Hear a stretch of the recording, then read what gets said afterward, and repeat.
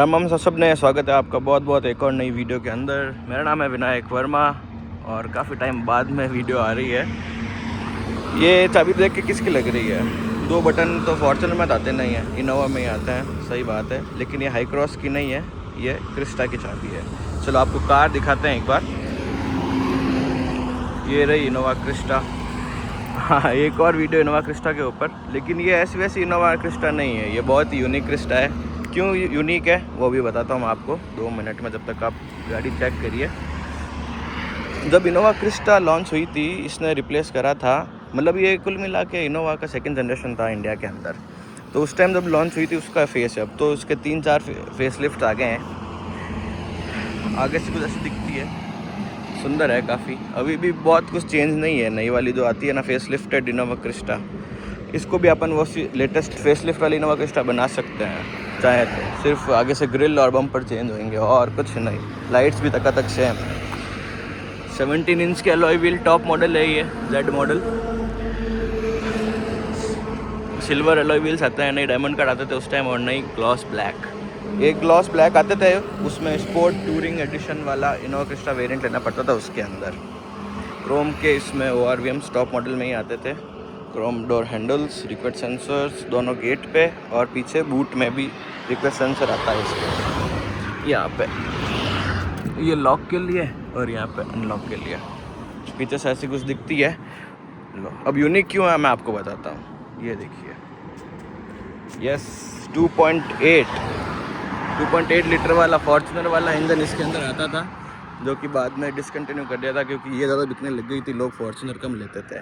और 2.8 सिर्फ ऑटोमेटिक के साथ ही आता था। Torque converter 6 speed torque converter आता था, उसके साथ ही ये पैर होके आता था।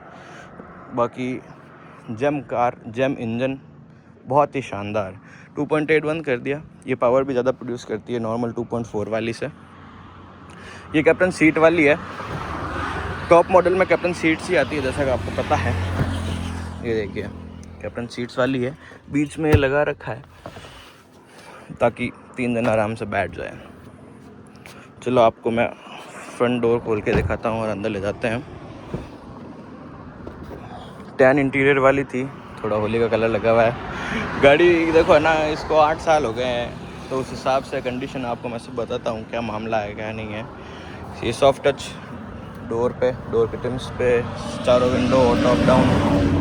अंदर बैठते हैं, गाड़ी में काफ़ी आवाज़ आ रही होगी, आगे पे खड़ा हूँ मैं एक्चुअली। ओ लेदर सीट्स भाई साहब, धूप में तो गजब गर्म हो जाती है।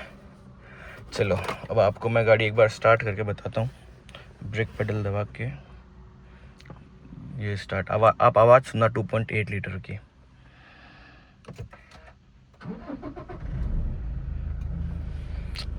टोयोटा का सिग्नेचर नॉइस जो डीजल इंजन का आता है, अल्टीमेट भाई साहब, एक नंबर।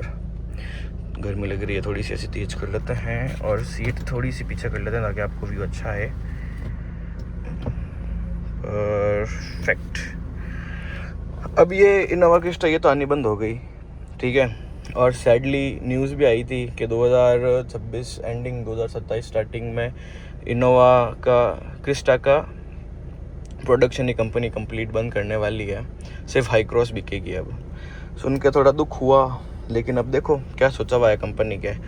मेनली रीज़न बंद करने का यही है कि भाई BS7 आएगा तो उसके नॉर्म्स को वो मीट नहीं करता है, इंजन वगैरह।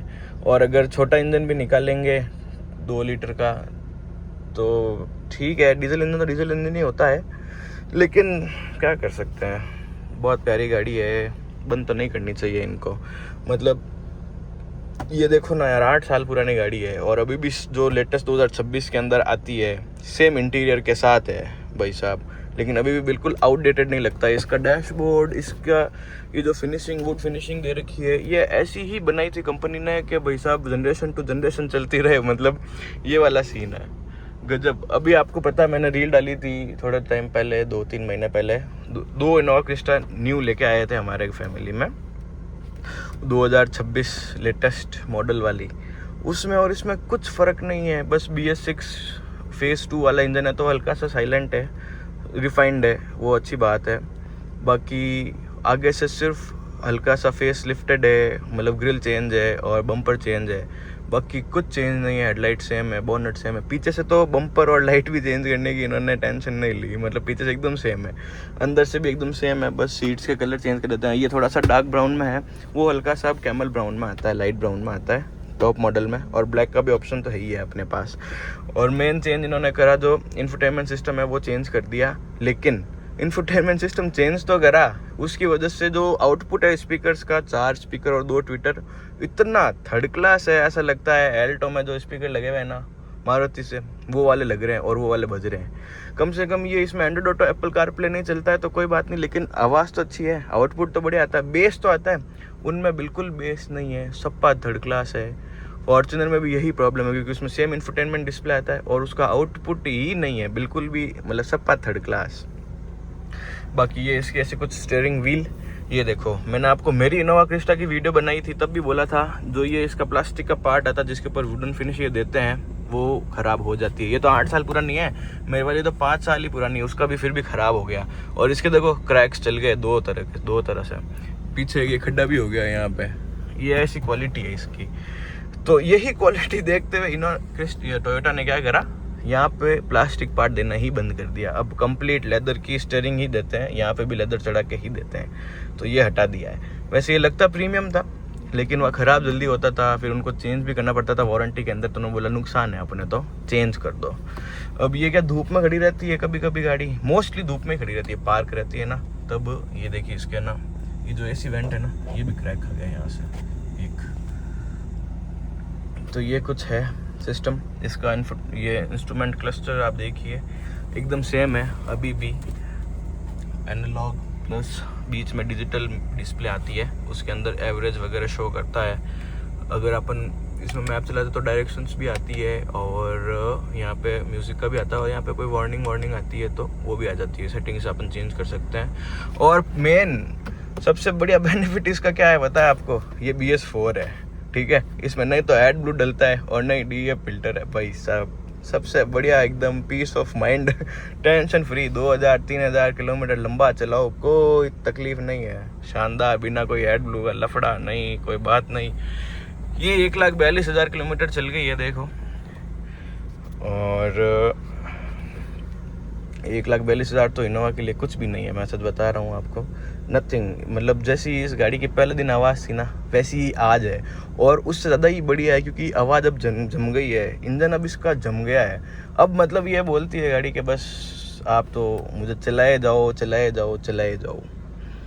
अभी भैया ने इसकी लेटेस्ट अभी 1 हफ्ते पहले ही मेजर सर्विस करवाई है इसकी, बोला कि अभी 1,40,000 चल गई है, और थोड़ी सी क्या रफ़ भी चलती है, क्योंकि ना भैया के क्या फ्रेंड्स लेके चले जाते हैं, तो वो क्या ना रफ़ ही चलती है गाड़ी। अब क्या गाड़ी एक हाथ चले ना, या तो सिर्फ ड्राइवर या सिर्फ मालिक चलाए, तो गाड़ी क्या है ना, मतलब 1,40,000 भी चल रहा है ना, तो इतनी रफ़ नहीं चलती। जैसे कि आप देख सकते हैं, मतलब सीट्स वगैरह लेदर की हल्की सी फटने लग गई है, और वहाँ पे देखिए ऐसे निशान आने लग गए हैं। एक हाथ चलती ना तो ये क्या थोड़ी सी मेंटेन रहती है। तो अभी फिर भैया ने बोला 1,40,000 चल के इसकी मेजर सर्विस करवा देते हैं। मेजर सर्विस में आप बोलोगे तो क्या चेंज हुआ, तो मैं बताता हूँ। इसके ना स्टीयरिंग रैक, स्टीयरिंग कॉलम, क्योंकि वाइब्रेशन की ज़्यादा प्रॉब्लम आ रही थी। उसके बाद में इसके दोनों आगे वाले disc plates, brake disc pads तो चेंज होते हैं, डिस्क प्लेट्स भी चेंज हुई है। और इसके चारों सस्पेंशन के जितने भी पार्ट्स आते हैं, bushes, suspension rock, suspension spring, सब कुछ कंप्लीट सस्पेंशन का चारों का काम हुआ है। गाड़ी मतलब आप मानोगे नहीं, मैंने देखा था जब सर्विस से पहले गई थी और सर्विस के बाद में, मतलब गाड़ी लिफ्ट हो गई थी। क्योंकि एक तो स्प्रिंग्स वगैरह होती है ना, शॉकर्स वगैरह, वो क्या दब जाते हैं टाइम होने पर, वो अब नए लग गए तो गाड़ी है ना ऊंची हो गई, मतलब बढ़िया। और फिर इसके अंदर चारों टायर्स भी न्यू करवा दी, कंपनी से ही करवा दी, बोला सारा काम हो ही रहा है तो कंपनी से ही करवा देते हैं। बाकी जो जनरल सर्विस होती है वो तो हुई थी, सारे फिल्टर चेंज हुए, ऑयल चेंज हुआ, ऐसे वगैरह करके। बाकी इंजन में कोई प्रॉब्लम थी नहीं, गियर बॉक्स में कोई प्रॉब्लम थी नहीं, तो वाह वो तो चेंज, उसमें कुछ चेंजेस हुए नहीं, वैसे ही है एकदम। और उसका लगभग मेरे हिसाब से बिल आया था 1,20,000 1,30,000 का, डिस्काउंट कर खुरा के उन्होंने 1,60,000 1,55,000 का उन्होंने कोई दिया था, मतलब हमको इनवॉइस तो। लेकिन वह डिस्काउंट कर करवा के, और थोड़ी जान पहचान भी है तो वह थोड़ा डिस्काउंट मिल गया ऐसे। अभी भी देखो यही आता है लाइट का सेटअप भी, ये लाइट यहाँ से ऑन ऑफ हो जाती है, अरे ये यहाँ पे इसकी एम्बिएंट लाइट आती है। उस टाइम जब लॉन्च हुई थी तब भाई साहब ये क्या फील देती थी ना, मतलब कारोबार वाली, मतलब लाउंज वाली फील आती थी कि यहाँ पे एम्बिएंट लाइट और यहाँ पे एम्बिएंट लाइट पीछे, ओ भाई साहब शानदार। आप ऐसा कुछ व्यू देखिए पीछे कैप्टन सीट्स का भी अपना ही अलग मज़ा है। कैप्टन सीट्स में मतलब 2 आगे राजा बैठे हैं, पीछे 2 राजा बैठे हैं, मस्त एकदम शानदार। लेकिन फैमिली के लिए मैं तो प्रिफर बीच में बेंच सीट वाली ही करता हूँ। मेरे घर में खुद में बेंच सीट वाली ही है। बेंच सीट वाली लेनी थी इसलिए हमको सेकंड टॉप मॉडल लेना पड़ा उस टाइम इनोवा क्रिस्टा का 2020 में, वरना हम टॉप मॉडल लेने वाले थे। उस टाइम भी 2.8 ऑटोमेटिक के साथ आ रहा था BS6 में, एड ब्लू के साथ में, लेकिन वो बेंच सीट वाला चाहिए था तो इसलिए लिया नहीं। लेकिन आज पछताते हैं, बेंच सीट से ज़्यादा ये ऑटोमेटिक ये ज़्यादा सही है। एक तो लंबी गाड़ी, और इनोवा से ज़्यादातर है ना हमेशा लंबा सफ़र ही होता है, तो क्या है ना लंबे सफ़र में ऑटोमेटिक गाड़ी होना तो आदमी क्या है ना आराम से चलता है। इनोवा क्यों लेता है इंसान कि भाई आराम से चले। तो अब क्या है ना, एक तो इनोवा ऐसी गाड़ी है कि ना अपन खुद भी चलाते ना तो बहुत मज़ा आता है, क्योंकि तो ये जमके चलती है बढ़िया, और ओवरटेक में, दौड़ने में, मतलब हाईवे पर चलने के लिए तो बहुत आरामदायक गाड़ी है। इसके जैसी तो गाड़ी है भी नहीं अभी भी कोई भी। तो ऑटोमेटिक इनोवा क्रिस्टा में बेस्ट। अब उस टाइम इतनी थी नहीं नॉलेज वॉलेज, और उस टाइम बहुत छोटे भी थे, 2020 की बात है, तब लेके आ गए थे सेकंड टॉप मॉडल। और उसमें क्या 5 गियर ही आते हैं, और ये जो टॉर्क कन्वर्टर है ना ये 6 स्पीड टॉर्क कन्वर्टर है, 6 गियर आते हैं, तो कहीं ना कहीं एवरेज में भी फ़र्क पड़ता है और ठीक है। बाकी ये जो टॉर्क कन्वर्टर है ना है तो वैसे लैगी, और आवाज़ बहुत ज़्यादा करता है। ऑटोमेटिक तो करते ही हैं भाई सब आवाज़। मैनुअल दिया है कि साइलेंट चलती है, ये भी आपको मैं बताऊंगा। एक मैंने वैसे रील भी डाली है 0 to 100 करके, 0 to 120 भी करा है। अभी आपको मैं से चला के बताऊंगा तो आवाज़ सुनना आप, ऐसी बंद करके अपन चलाएंगे तब। ये इसका यहाँ पे ग्लव बॉक्स है, और ये देखो वैसे ही है, 8 साल होने के बाद में थोड़ा ढीला हो जाता है ये भी। ये इसका नीचे टूल बॉक्स है, इसके 4 AC वेंट्स, बीच में डिजिटल क्लॉक, यहाँ पे इसके 4 इंडिकेटर, यहाँ पे वाइपर कंट्रोल्स, यहाँ पे लाइट्स के कंट्रोल्स। और इनोवा क्रिस्टा में एक और ख़ास बात पता है क्या आप लोगों को, इसमें अपन बॉटल्स बहुत सारी रख सकते हैं, पानी की गिलास भी रख सकते हैं वैसे तो। ये देखिए, एक ड्राइवर के लिए, एक और ड्राइवर के लिए, एक बीच में, पीछे यहाँ पे ये ट्रेज है, इसके अंदर ऐसे दोनों सीट के पीछे है, यहाँ पे बीच में भी आता है एक, बहुत सारी चीज़ें हैं। और इसके जो ये गेट पे स्पेस है वो भी गजब है भाई साहब, इतनी तेज़ धूप है गजब बीच। और ये वाली जो सीट है ना ड्राइवर की वो इलेक्ट्रिक एडजस्टेबल है, बाकी ये वाली नहीं है। अब फॉर्च्यूनर में आती है को ड्राइवर, इनोवा में नहीं आती है। ये इसका ऑटोमेटिक क्लाइमेट कंट्रोल, ठीक है। ये इसके इको पावर मोड, ये ट्रैक्शन का बटन, इको मोड बटन दबाते हैं तो ऐसे इको का लिखा हुआ आता है, पावर का ऐसा आता है, पावर वापस दबाएंगे तो नॉर्मल में चली जाएगी। ये पी मतलब पार्क। और इसका जो ये टॉर्क कन्वर्टर का इनोवा, ये जो टोयोटा देती है ना फॉर्च्यूनर और इनोवा में, ये शानदार है। मतलब एक तो सीधा ही देते हैं, ऊपर नीचे हो या फिर बटन दबाने वाला हो। ये देखो इनका भाई साहब अलग ही है, ब्रेक दबा के यहाँ से करा, ये रिवर्स, फिर न्यूट्रल, फिर डी, फिर स्पोर्ट्स मोड गियर बॉक्स के लिए, ऐसा भाई साहब गजब ही है। इसका मैं आपको बैक कैमरा एक बार दिखाता हूँ, आर में डाल के, ऐसा कुछ बैक कैमरा है, ठीक है, उस टाइम के हिसाब से बढ़िया ही है। ऐसे कुछ है यहाँ पे स्टीयरिंग पे, ये हॉर्न इसका अच्छा लगता है मुझको तो, काफ़ी जनों को अच्छा नहीं लगता है, कहना बहुत लड़कियों जैसा हॉर्न है इसका, लेकिन मुझको तो सिग्नेचर हॉर्न टोयोटा का शानदार लगता है, जो फॉर्च्यूनर और इनोवा में आता है भाई साहब, अल्टीमेट लगता है। और बाकी यहाँ पे इसके म्यूज़िक के कंट्रोल से सारे, इंफोटेनमेंट डिस्प्ले के, वॉल्यूम अप डाउन, ये ट्रैक चेंज करने के लिए, म्यूट के लिए, असिस्टेंट के लिए, कॉल उठाने के लिए, काटने के लिए, और यहाँ पे इसके MID के बटन से ये सारे, इसको टॉगल करने के लिए। और इसका एक और चीज़ शानदार है इनोवा की और फॉर्च्यूनर की, जो ये अपना क्रूज़ कंट्रोल का जो तरीका है ना, वो देखो इनका भाई साहब यहाँ पे देते हैं, अल्टीमेट चीज़ है ये भी। मतलब ठीक है, मुझको तो ये अच्छा लगता है, यहाँ पे दिया हुआ है ना, हैंडी भी है, ऐसा नहीं है। एक बार आदत पड़ने के बाद तो ना भाई साहब मस्त चलता है, बहुत ही ऐसा लगता है कि बस इन नीचे वाली अंगुलियों से करते जाओ कंट्रोल। लाइट्स इसके अंदर चेंज हो जाती है, हेलोजन आती है, नीचे फॉग लैंप्स और मेन लाइट है जो, बाकी डिम लाइट है वो तो इसकी LED आती है, तो 4 लाइट्स डल जाती है तो रात का थ्रो भी शानदार हो जाता है। और उससे क्या है ना, रात का सफ़र आसानी से कटता है। लाइट पड़ती है ना हाईवे पे तो क्या है ना, सफ़र आसानी से कटता है। बाकी लाइट हमेशा डिम करके ही चले अगर सिटी में चल रहे हैं तो, और हाईवे पे किसी को परेशानी ना हो तो वैसी ही लाइट यूज़ करें और डिपर यूज़ करें रात को, ये मैं सजेस्ट करूँगा आपको, मैं खुद भी करता हूँ।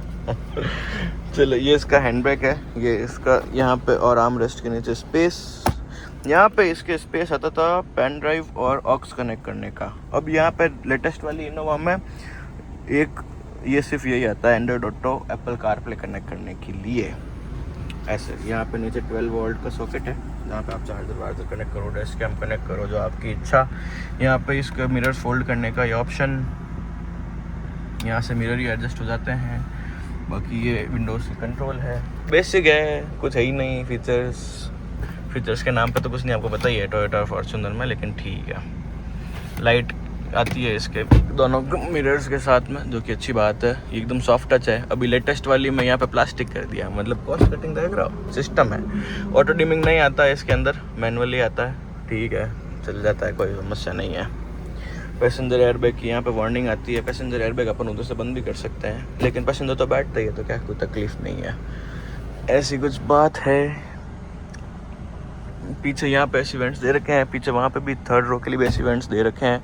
आपको पीछे बैठ के एक बार दिखाते हैं, मेरे हिसाब से मैं कर लूँ सेट एक बार सीट, उसके बाद में पीछे बैठ के दिखाते हैं आपको। देखो, आपको आवाज़ सुनाऊँ गाड़ी के, मैं रेस देता हूँ, देखिए आवाज़ शानदार। 2.8 का चीता भाई साहब। यहाँ पे इसकी लाइट है और यहाँ पे ऑटो एसी, टेम्परेचर आगे से ही सेट होता है, बस ये यहाँ पे ऑटो मतलब विंड की स्पीड सेट करता है और कुछ नहीं। 6 के लिए ग्रैब हैंडल्स दे रखे हैं पीछे, ये अपन ऐसे बूट स्पेस बना सकते हैं। बाकी पीछे वाली सीट्स बहुत कंफर्टेबल है। ये इसका इंडिविजुअल आर्मरेस्ट, मस्त सीट्स है, अल्टीमेट। यहाँ पे इसका बॉस मोड होता है, यहाँ से ही अपन सीट आगे पीछे कर सकते हैं भाई साहब, ऐसा बढ़िया सिस्टम है ये भी। इसका जो क्रिस्टा का कंफर्ट है ना, भले आगे बैठ दो, भले इधर बैठ दो और भले सबसे पीछे बैठ दो, एक जैसा है, शानदार कंफर्ट है। मैं सबसे पीछे वाली रो में बैठ के, मतलब आप मानोगे नहीं, 800 किलोमीटर लगातार ट्रैवल करा है। इन वन को तो नहीं बोलूँगा, बीच में 2-3 बार रुके थे, लेकिन पीछे बैठ के भाई साहब क्या ट्रैवल होता है, शानदार। बस लगेज कम होना चाहिए, बस वो बात है। लगेज के लिए नहीं तो फिर जगह नहीं बचती बिल्कुल भी, कैरियर लगाना पड़ता है। देखो मैं आपको सीट्स, यहाँ पे इसका स्टैंड आता था सीट्स को नीचे रखने का, आपको मैं नीचे हटा के बताता हूँ एक बार। अरे कहाँ पे अटका हुआ है भाई साहब। हाँ, ये आ गई सीट्स।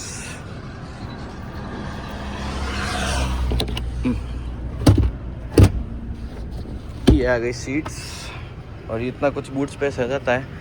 बाकी सीट्स बहुत कंफर्टेबल है, होली के कलर लगे हुए हैं। कुछ नहीं।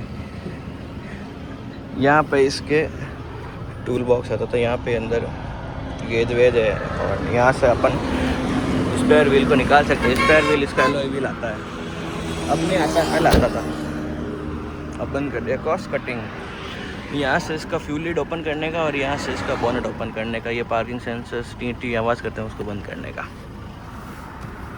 हाँ, ये कुछ बात है। अब आपको इसको देखो थोड़ा सा चला के बताते हैं। Hand brake down, gear box drive पे, स्पोर्ट्स पे, पावर मोड, एसी बंद। ये आवाज़ सुनी भाई साहब। टॉर्क कन्वर्टर है ना, बहुत आवाज़ करता है और फिर वाह हो ही करता रहता है।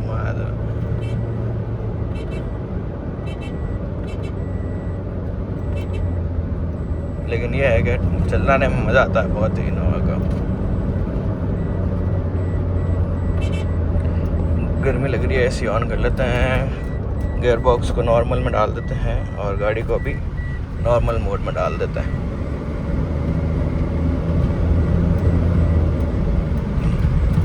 चलती शानदार है, बहुत ही एक नंबर भाई साहब।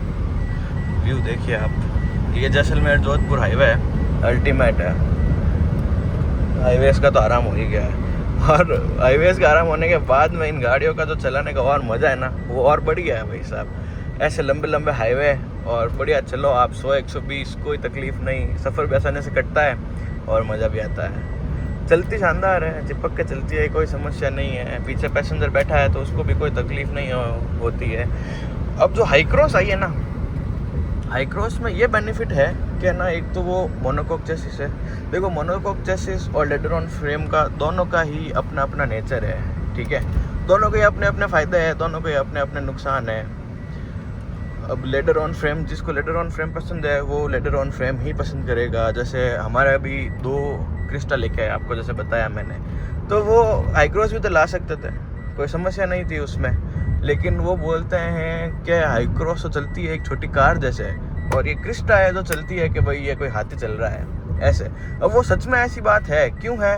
क्योंकि भाई एक तो उसमें इलेक्ट्रिक स्टीयरिंग दे दी, और दूसरी बात मोनोकॉक चेसिस दे दी। अब ये देखो क्रिस्टा चल रही है आगे टैग से, तो क्या है ना, मोनोकॉक चेसिस दे दी और इलेक्ट्रिक स्टीयरिंग दे दी, तो क्या है ना, उससे जो इनोवा क्रिस्टा की जो फील थी वो तो देखो पूरी ख़त्म हो गई, वो तो होनी ही थी।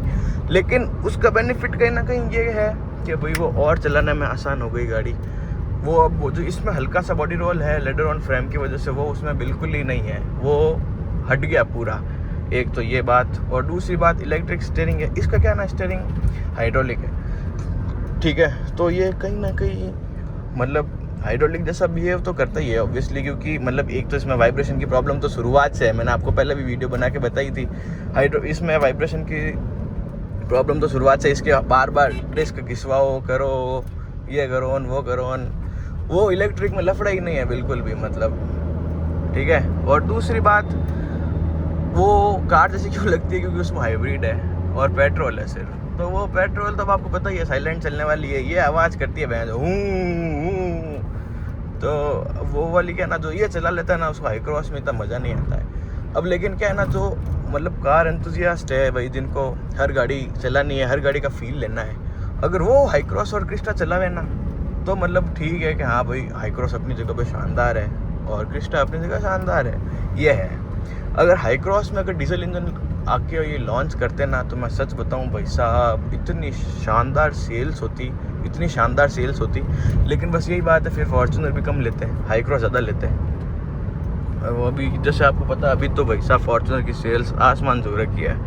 अपने इंडिया में इतनी हाई फॉर्च्यूनर बिकती है अभी तो भाई साहब, एक तो लोगों के पास के पैसे भी ज़्यादा हो गए जनवा, बाकी जोरदार। ये थार रॉक्स और रॉक्सन लेते हैं ये 22-24 लाख की, इससे अच्छा तो इनोवा क्रिस्टा लीव है तो मज़ा आ जावे ना। देखो वैसे तो थार रॉक्स अपनी जगह है, इनोवा क्रिस्टा अपनी जगह है, लेकिन एक बात है, फिर भी जो थार रॉक्स कर सकती है वो इनोवा नहीं कर सकती, जो इनोवा कर सकती है वो थार रॉक्स नहीं कर सकती है, ये बात है। अपना कटा गया है, तो यही कुछ है इनोवा क्रिस्टा 2.8 लीटर वाली का, और अच्छी है, मतलब 2.8। ये क्या ना, अब तो रेयर हो गई है बहुत ही, ये वाली बात है। अब भैया के पास है तो इसके मज़े हैं भैया के, बढ़िया है। ऑटोमेटिक टॉर्क कन्वर्टर है इनवा, मज़े हैं, चला रहे हैं। बाकी ऑटोमेटिक कस्टम बंद नहीं करना चाहिए था, लेकिन वो भी बात है कि कस्टम ऑटोमेटिक बंद नहीं करते तो भी जो हाई क्रॉस की सेल्स हो रही है वो नहीं होती। तो क्या है ना, टोयोटा भी सब सोच समझ के करता है, लेकिन टोयोटा भी क्या है ना, कस्टमर को हल्के में ले लेता है। लेकिन करे भी क्या, उनको तो पता ही है जाएगा कहाँ कस्टमर। फॉर्च्यूनर हमारे पास, क्रिस्टा हमारे पास, हाई क्रॉस हमारे पास, जाके बताओ कहाँ जाओगे आप? तो क्या ये वाली बात हो जाती है यार। वो देखो अब लोग पुरानी वाली इनोवा भी लेके घूमते ही है ना,